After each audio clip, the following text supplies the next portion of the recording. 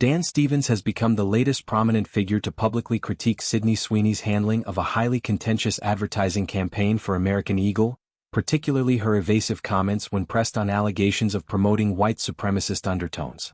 The controversy, which erupted earlier this year, stemmed from Sweeney's involvement in the brand's autumn rollout, a series of promotions centered around her image and charisma, featuring the tagline "Sydney Sweeney has great genes."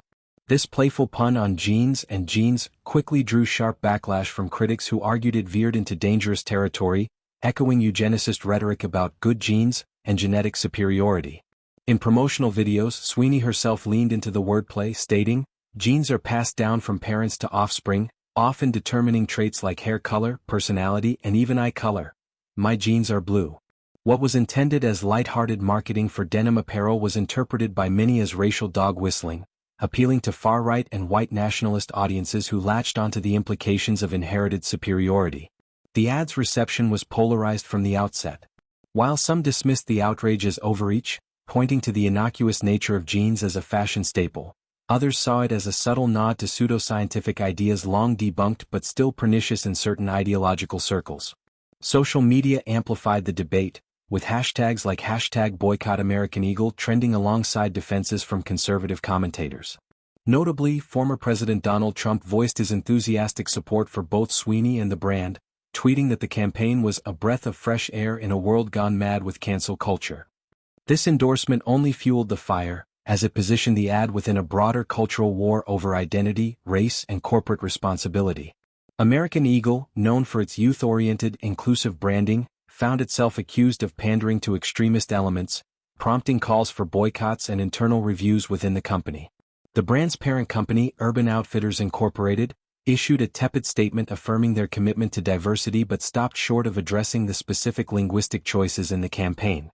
Sweeney's response, or lack thereof, has been at the epicenter of the storm. When GQ magazine confronted her about the backlash during a recent interview, the actress, fresh off a string of high-profile roles that have solidified her as a rising Hollywood force, opted for ambiguity over clarity.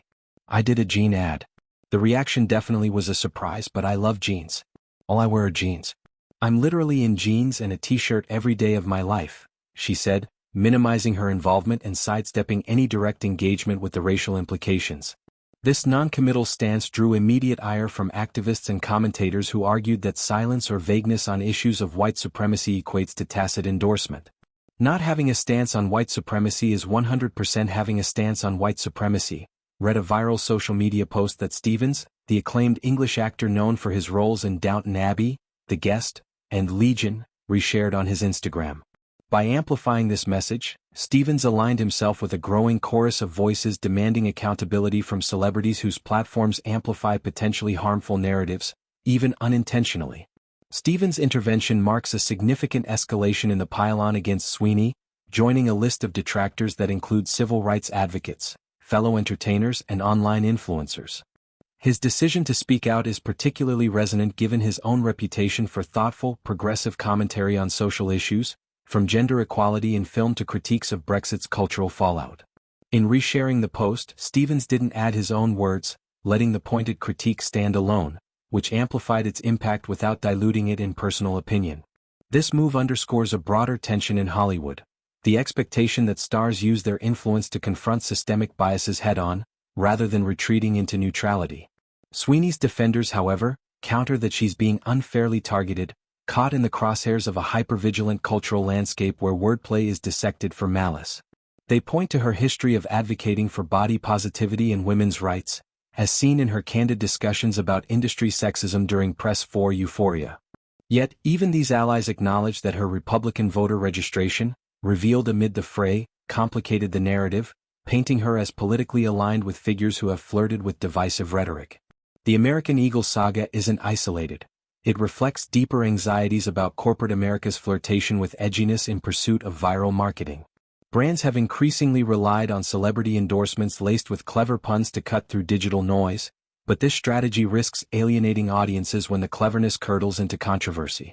In Sweeney's case, the ad's visual elements, her poised and high-waisted denim against minimalist backdrops, were meant to evoke effortless cool, but the audio overlay of genetic metaphors transformed it into something more loaded.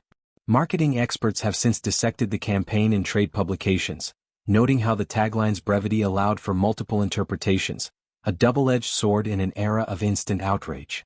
Some analysts praise American Eagle for tapping into Sweeney's relatable hot girl persona, which has driven sales spikes despite the backlash, while others warn of long-term brand damage from perceived insensitivity.